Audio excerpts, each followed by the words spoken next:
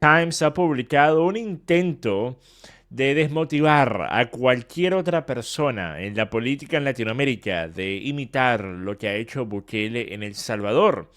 ¿Por qué? Pues eso es lo que hace que yo quiera hacer esta respuesta, este artículo, porque el por qué es bastante curioso. Con el tema de Bukele, ha sido interesante ver cómo los medios de izquierda, los medios progre a nivel internacional, han hecho todo lo posible para a primeras instancias decir que cualquier tipo de medida que ellos catalogaran como una tiránica dictatorial o una que no respetaba los derechos de los pobrecitos criminales, ¿ok? Los pobrecitos pandilleros, era algo que no iba a funcionar. Cuando se demostró que esto era falso y que en efecto las medidas implementadas por Bukele en el área de seguridad han funcionado, han tenido un éxito enorme, gigantesco, innegable. Allí es donde la narrativa empezó a cambiar, ¿ok? Ya no podían decir que estas medidas no iban a funcionar, así que empezaron a escribir otro tipo de artículos, que estoy seguro muchos de ustedes habrán leído o escuchado, y eso es, bueno, sí, funcionaron, pero ¿a qué costo? El costo de la democracia, el costo de esto, de la libertad, de no sé qué. Entonces yo en aquella época yo decía, ok, ¿qué libertad y democracia puede existir cuando tú no puedes tener la calma, la serenidad, la confianza de salir a la calle, en tu propia comunidad? Cuando tú no puedes sentirte seguro caminando por la cuadra donde vives. Cuando tú no puedes llevar a tu familia al parque un fin de semana. ¿Dónde está la libertad? ¿Dónde está la democracia? ¿Dónde está la serenidad para esos ciudadanos de bien en El Salvador o en cualquier país agobiado por altos niveles de criminalidad? Ah, pero obviamente eso nunca le importa a estos progres que solo parecieran estar dispuestos a hacer artículos cuando tienen que salir en defensa de los criminales. Qué curioso, qué extraño, ¿verdad? Pero después, cuando pasa un año más y el impacto una vez más ha sido aún más grande y la criminalidad ha caído a bajos históricos y Bukele sigue teniendo a la inmensa, inmensísima mayoría de la población de El Salvador apoyándolo, niveles de favorabilidad que, por ejemplo, el presidente democrático más popular de la historia de los Estados Unidos, Joe Biden, solo podría, ni siquiera podría soñar, no podría siquiera tener una fantasía con tener los niveles de favorabilidad y de apoyo que tiene Bukele, teniendo más del 80% del voto en las pasadas elecciones. De hecho, hay que recordar que Joe Biden, solo en su primer año de mandato, bajó una cantidad considerable de aprobación del pueblo estadounidense. Así que lo que él dice ahí es una gran realidad.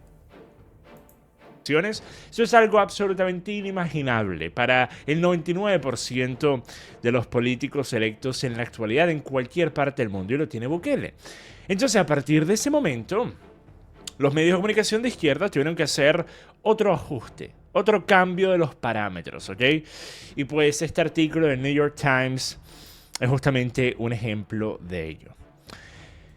¿Por qué el modelo de Bukele no va a funcionar en otros países de América Latina? Entonces esto antepone que no va a funcionar. No es que no, quizás sea más difícil, no va a funcionar. No va, ¿por qué? Pues porque dice este articulista para el New York Times, ¿ok? Por eso. De hecho, a ellos les interesa instalar la narrativa en el colectivo de que es algo que no se puede extrapolar a otros países. Con el simple hecho de decir no, no se puede porque el país es más grande, que no sé qué. Cuando la realidad es que se puede adaptar mucho de lo que se hizo en El Salvador en otros países, cambiando ciertas variantes dependiendo del país, y se puede llegar a un resultado parecido al de El Salvador. El problema es que ellos están poniendo una narrativa donde la persona en el gobierno de cualquier otro país ni siquiera va a pensar en intentar hacer algo. Y ahí es donde reside el problema. Que ese es el mensaje que quieren mandar, que ni siquiera se intente hacer algo parecido. Eso, por eso que no va a funcionar. Ahora, entonces, vamos a ver algunos de los puntos que me parecen más importantes. Primero, se menciona, el ascenso sin precedentes de Bukele se explica debido a un factor, el sorprendente descenso en la tasa de delincuencia de El Salvador. Desde que asumió la presidencia en el 2019, la tasa de esto ha bajado del 38 por cada 100.000 a 7.8 en el 2022, muy por debajo del promedio en América Latina, el 16.4. Y estas son cifras del 2022, ha caído considerablemente más desde entonces. Ahora continúan y hablan sobre las medidas enérgicas que Bukele ha encabezado para combatir el crimen organizado, que prácticamente ha desmantelado a las pandillas que aterrorizaron a la población durante décadas.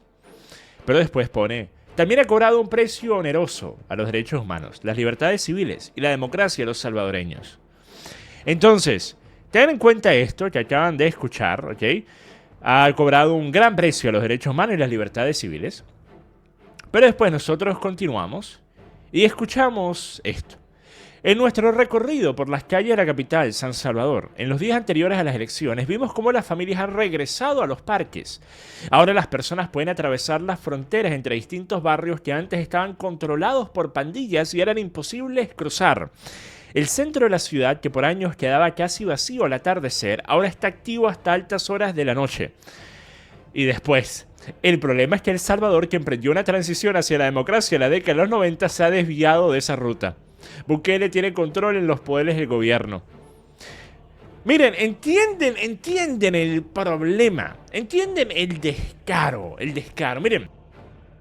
Imagínese decir que se desvió de la democracia. De la democracia de un pacto entre dos fuerzas criminales, que era el FMLN Arena, para repartirse el pastel. Eso era democracia para ellos. Una cosa que yo siempre he dicho es, si un gobernante tiene el apoyo de la inmensa mayoría de su población, con tal de que no está haciendo algo que atente en contra de mis intereses, que por ejemplo esté tratando de atacarme a mí en mi país, ¿ok? Con tal de que ese no sea el caso, él puede hacer lo que él considere correcto, porque al fin y al cabo él tiene el mandato debido a tener el apoyo de la inmensa mayoría de su población.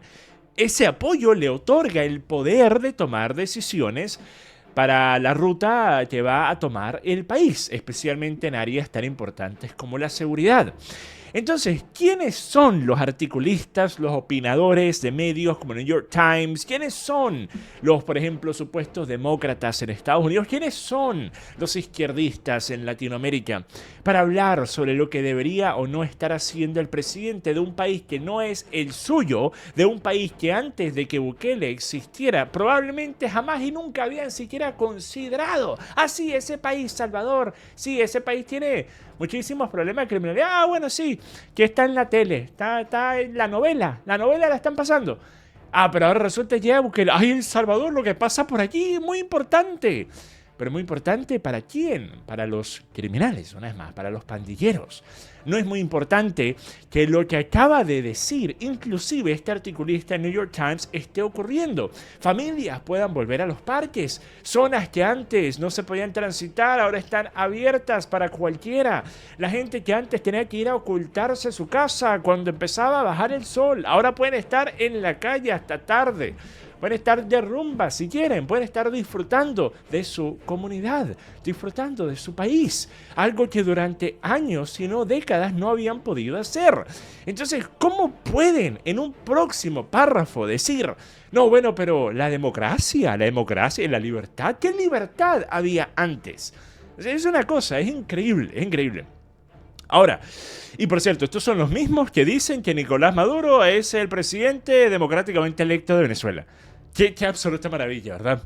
Que Castro era el líder democrático de Cuba, el que tenía el apoyo del pueblo, el que solo hacía lo mejor. Ustedes saben la cantidad de veces que yo he tenido debates, discusiones con personas, por ejemplo, acá de Inglaterra, que me repetían una y otra vez, mira, pero tú no sabes, por ejemplo, la medicina cubana, la educación, cómo educan a los médicos, a los doctores. Y por eso justamente es que yo hice un video desmontando todo ese tema. Si ustedes ponen Aquaviva Medicina Cubana en YouTube o Aquaviva Cuba, probablemente les aparezca un video. Me tomé mucho tiempo editando ese video, obteniendo la información al respecto, porque estaba harto de tener que calarme esa propaganda. Sí, muy bien, que envíen equipamiento médico, doctores a otros países. Ah, por los cubanos los cubanos sí no tienen acceso a ello, a menos que sean amigos del régimen, ¿verdad? Qué maravilla. Todo sea por la propaganda a nivel internacional, todo sea por aparentar que tienen en exceso algo que en realidad a sus ciudadanos les falta, ¿ok? Les escasea. No tienen gas en los hospitales en Cuba para la persona promedio, pero lo están enviando a otros países para que aparezca un artículo en la prensa sobre cómo el régimen de los Castro en realidad era de mil maravillas, ¿ok? Pero después... Y lo peor de todo es que justamente estos progres que en la actualidad están hablando todo tipo de pestes de Bukele son las mismas personas que antes y que hasta la actualidad siguen repitiendo ese mismo tipo de temas, de leyendas, de mitos, ¿ok? Con respecto a Cuba, ¿ok? Ahora, después, hablamos sobre por qué en este artículo. El opinador habla sobre por qué no se puede repetir esto. Esto no se puede hacer en otros países, ¿ok? Entonces él dice, quienes copian las medidas de Bukele y aquellos que creen que su modelo puede replicarse en cualquier lugar, no han considerado un punto clave. Y eso es que el opinador dice que no se puede. Entonces listo. Hasta ahí llegó el video, espero que les haya gustado. Ok, vamos a continuar, a ver por qué exactamente. No es probable que las condiciones que le permitieron controlar a las pandillas en El Salvador se presenten en otras partes americanas. ¿Qué condiciones? ¿Qué condiciones? Las condiciones que ustedes, New York Times, que ustedes Progress, que ustedes... Mira, la única condición que yo vería que sí es difícil de replicar es que el ejecutivo de los países tenga una asamblea mayoritaria para poder aprobar leyes y poder combatir a la delincuencia con toda la eficiencia del Estado. Quizás ese sería el único punto que yo podría decir que en otros países sería complicado, porque si el ejecutivo tiene la intención de combatir la delincuencia, pero el legislativo está dividido, fragmentado, lleno de corrupción, es muy complicado hacerlo. Medios de comunicación de izquierda habían jurado no iban a funcionar. Esas son las condiciones que se le presentaron. ¿O es que Bukele hizo algo que no es innovador? Bukele no se la ingenió. Bukele no es la mente maestra detrás de la estrategia, de la implementación y la aplicación de las leyes de un país. Él simplemente dijo, ¿saben qué? Donde durante tantos años, gobierno tras gobierno, le fue mucho más fácil no hacer nada con respecto a las pandillas, porque eso potencialmente podía haber llevado a problemas y poder haber puesto a estos gobiernos en peligro, ¿ok? Pues yo sí lo voy a hacer. Yo sí voy a utilizar el aparato del Estado y la fuerza del Estado para hacer lo que la fuerza del Estado debería hacer, y es ser utilizada en pro al beneficio, la defensa y el resguardo de los ciudadanos. Entonces, no es una cosa que nunca antes había sido intentado, inclusive. En una época similar a la de Bukele, estaba pasando lo mismo en Filipinas con Duterte.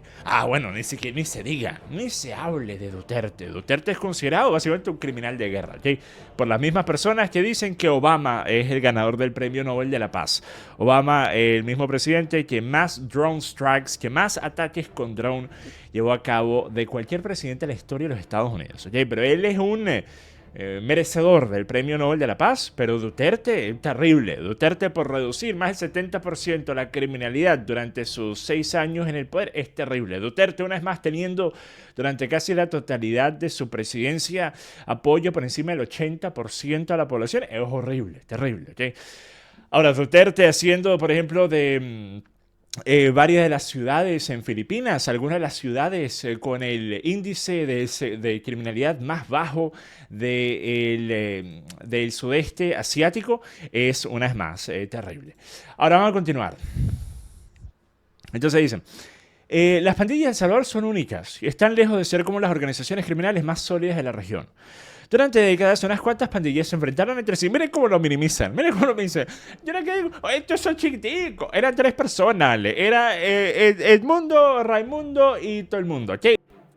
Es increíble que minimicen a las pandillas cuando las pandillas han llegado a tener tanto poder en Latinoamérica que incluso estaban tratando de formar su partido político. Y los están minimizando como que fueran babosaditas ahí, cuando el poder que tenían era grandísimo. Tenían el poder de las drogas, tenían el poder de la agrupación, Tenían poder político, exactamente lo mismo que el narco. Pero ellos lo quieren minimizar porque ellos quieren sembrar esa narrativa de que aquí hay narco, no se puede. Esa es la narrativa que ellos quieren instalar. Eran 3 personas, eso es todo. A ver, durante décadas unas cuantas pandillas se enfrentaron entre sí para conseguir el control de territorios y ganaron poder social y político. Pero a diferencia de los cárteles en México, Colombia y Brasil, las pandillas de El Salvador no han sido actores importantes en el comercio global y han estado más bien enfocadas en la extorsión. En comparación con estos otros grupos, contaban con finanzas limitadas y no tenían tanto armamento.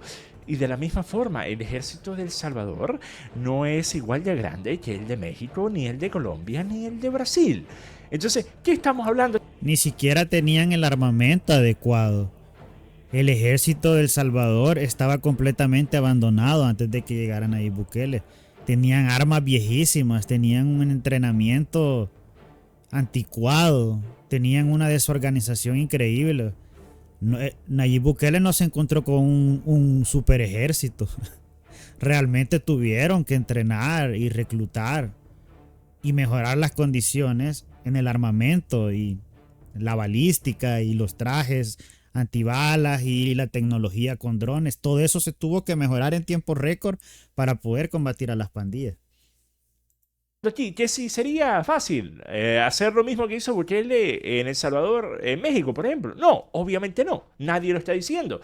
Pero de no hacer... Exacto, o sea, nadie está diciendo que sería fácil, pero por lo menos se debería intentar hacer algo.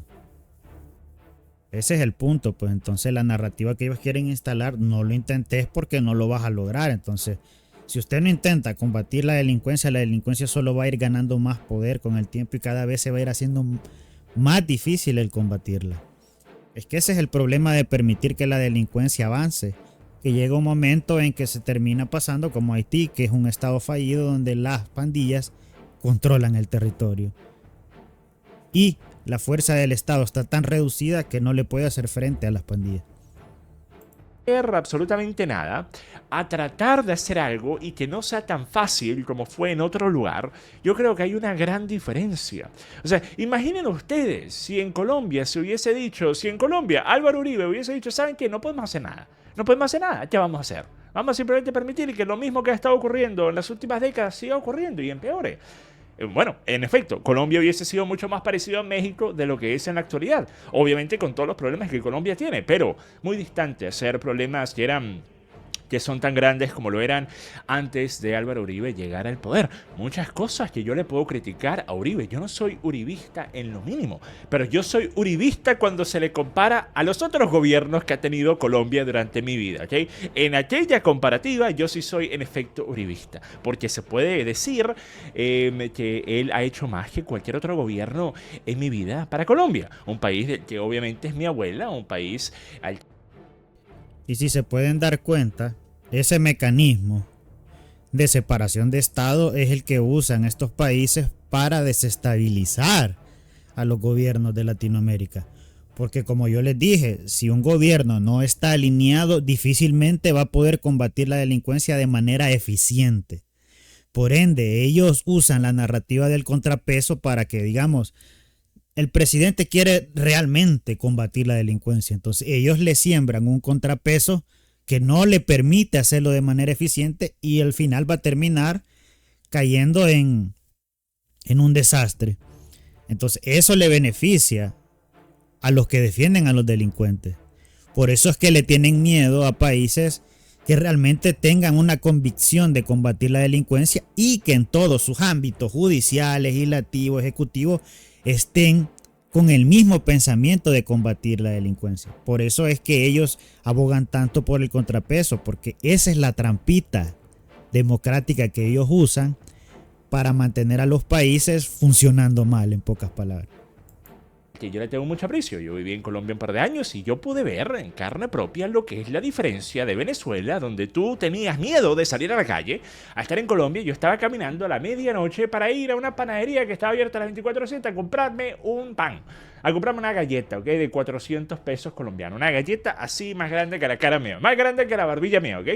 Y yo recuerdo que en cada esquina estaba un militar. Ese militar estaba allí para resguardar. Ese militar estaba allí para evitar que el United Walker, que el Wilkinson, que el Kelvin pudiesen aparecer y quitarme mi galleta, ¿ok?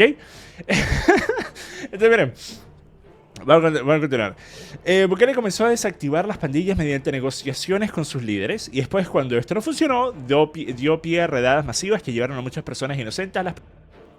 Es increíble cómo la narrativa de que él pactó se ha trasladado hasta otros lados, y lo gracioso es que no hay pruebas de eso. No hay pruebas fehacientes de que eso pasó. De hecho, es hasta contradictorio pensar que eso pasó cuando las pandillas ya buscaban que Nayib Bukele no quedara en el poder. Hubo muchos reportes de personas que en las elecciones de Nayib Bukele fueron presionadas o hostigadas por las pandillas para no votar por Nayib Bukele. Así que pactaron con él, eso es una simple invención de la oposición del país. Pero no tienen pruebas de ello, y de hecho, la realidad y los sucesos que pasaron después los contradicen totalmente. Pero bueno. Presiones. Pero las pandillas colapsaron. Una vez más, o sea, esta gente vive en una absoluta fantasía. Muchas personas inocentes fueron arrestadas. Yo fui la primera persona en decir que, en efecto, estoy seguro que personas inocentes fueron arrestadas. Obviamente, muchas de las cuales fueron liberadas. Pero quizás yo estoy dispuesto a decir que en la actualidad... Cabe recalcar también esto, que el mismo presidente aceptó que había un margen de error y iban a haber algunas personas que iban a ser capturadas de manera inocente. Y el dato objetivo de todo esto es la gente que ya salió libre, que eran inocentes. O sea, eso usted lo puede ir a buscar. Es un dato objetivo, no es una opinión. Entonces, el margen de error sí existió. Mal hubiera hecho Nayib Bukele en no aceptar que iba a haber un margen de error, como hacen la mayoría de presidentes cuando saben que hay una medida donde puede haber efectos secundarios adversos. Entonces ellos se lo quieren pintar como que es perfecto. Nayib Bukele es coherente con sus palabras. Él dijo que iba a haber un margen de error.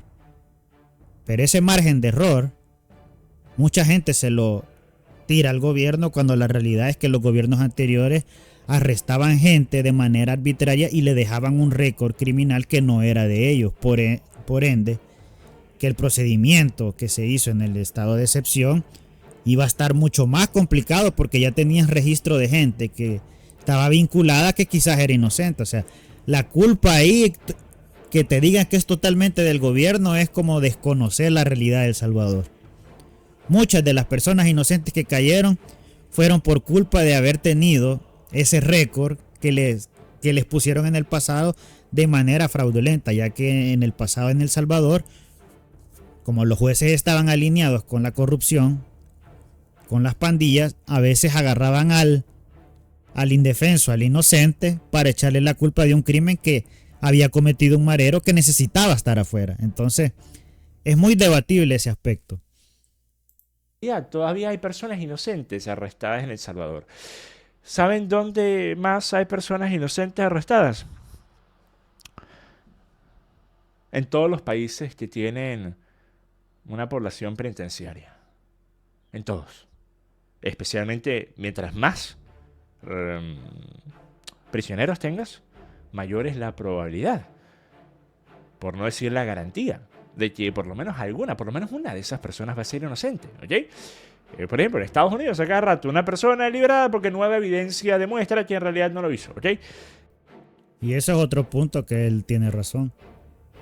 No hay cárcel donde un porcentaje de personas presas no sea inocente. Y el dato objetivo es la gente inocente que sale.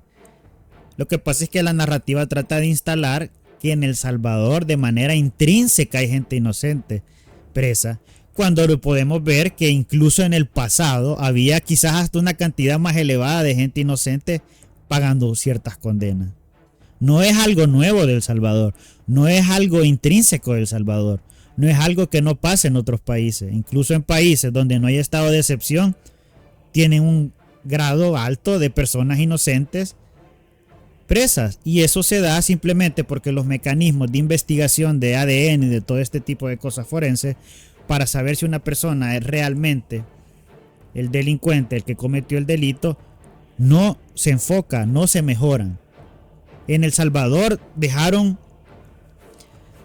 un grado forense, un grado de investigación de delitos paupérrimo, que ahora se ha ido mejorando con el tiempo. Con Nayib Bukele sí, pero cuando el gobierno fue dejado por el FMLN, simplemente no tenían manera de investigar correctamente las cosas. Entonces prácticamente en El Salvador se ha trabajado en modo difícil para poder minimizar ese margen de error. Y se ha hecho muy bien porque se ha minimizado mucho comparado a la estadística. Pero ahí podemos ver.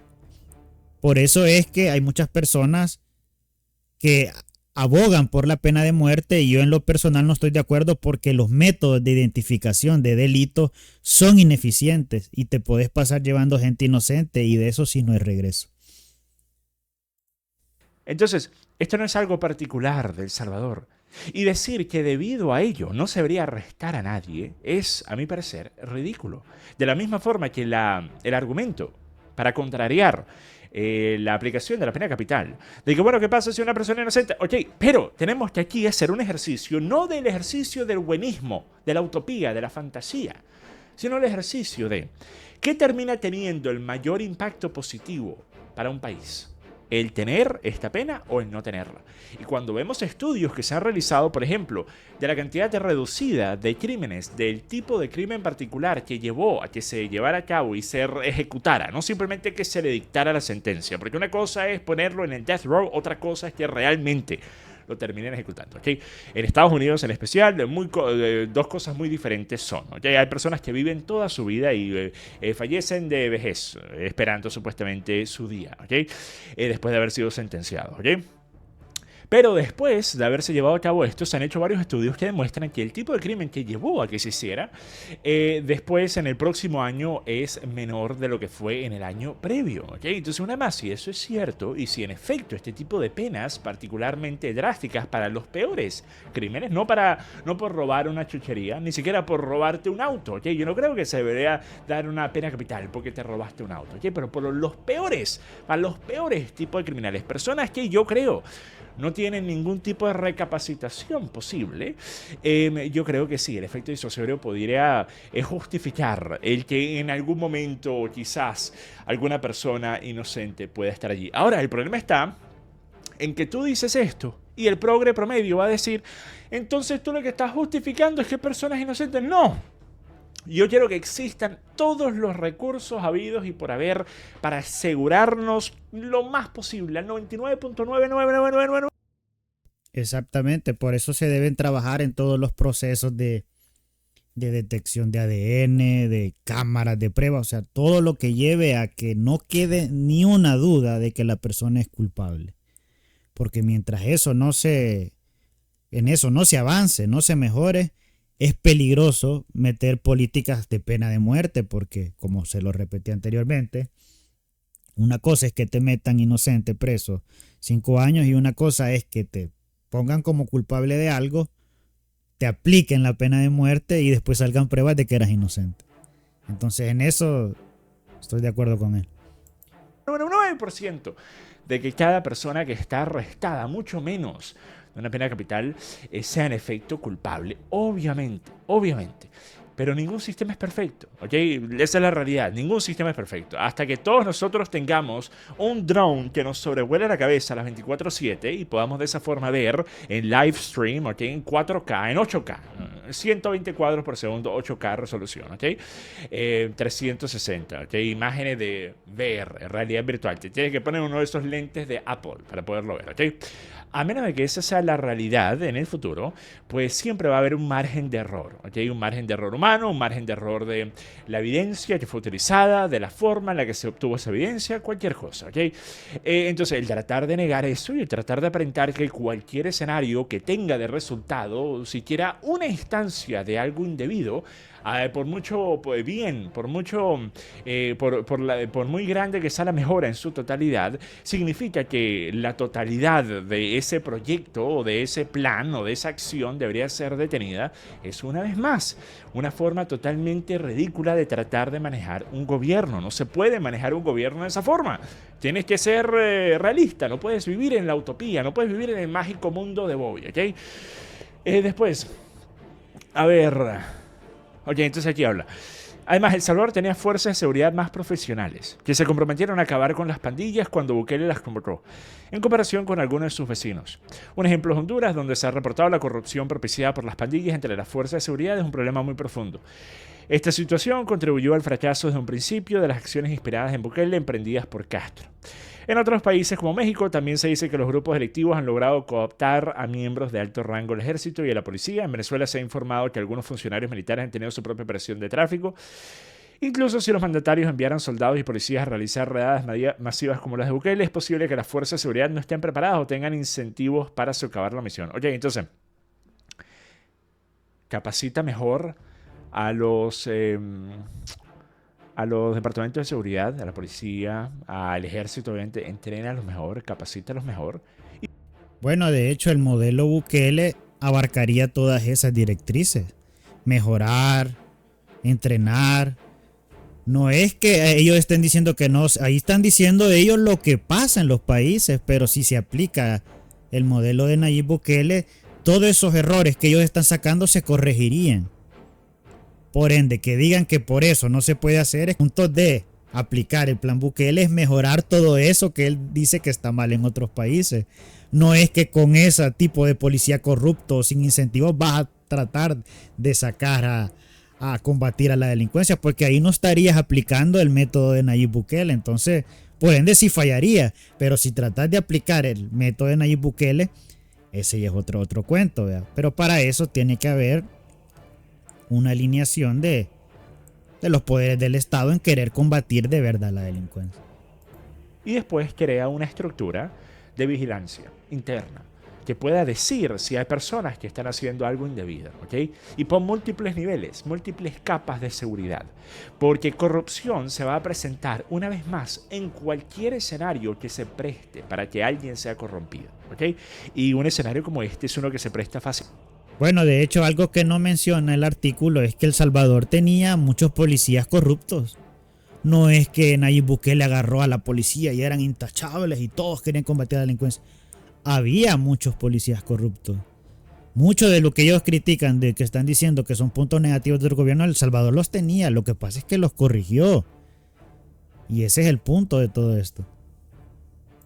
Fácilmente para ello, ¿ok? Si no, pregúntenle al ejército mexicano. Se han hecho inclusive documentales sobre cómo los cárteles básicamente influencian absolutamente todo y compran desde militares hasta policías, hasta investigadores, hasta agentes, hasta políticos, ¿ok?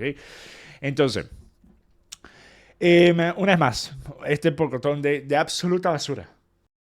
De hecho, todo eso que él acaba de decir lo hacían las pandillas en El Salvador.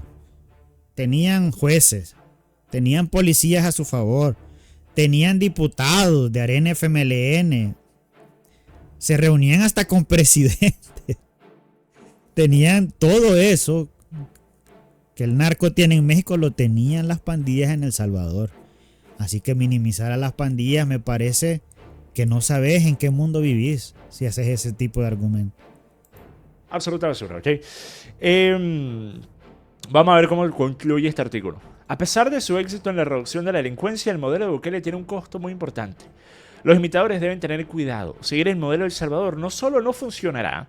Entonces, miren, lo dicen con una certeza, lo dicen con una garantía. Ajá, lo dicen como si ellos realmente supieran cómo hacer bien un trabajo de seguridad cuando la mayoría de todos estos vienen de países donde la delincuencia se ha desbordado. Es como que a usted, un alcohólico que no puede dejar su vicio, le diga cómo dejar un vicio. Como alguien que es alcohólico, que no puede dejar su vicio, le va a venir a hablar a usted de cómo dejar el vicio. Es que hasta incongruente. Que básicamente significa que este articulista piensa que el resto de Latinoamérica tiene que permanecer sumida en la criminalidad. Porque sí, porque no traten de hacer nada, no va a funcionar. No traten de hacer algo diferente que ha sido probado por docenas de países tan solo en las últimas décadas y que ha funcionado cuando se ha hecho de forma correcta. No traten ustedes de hacerlo porque ustedes en particular no lo pueden hacer. Ustedes colombianos, ustedes venezolanos, ustedes brasileños, ustedes mexicanos no lo pueden hacer. No lo pueden hacer. Ustedes no tienen la capacidad. Ustedes son...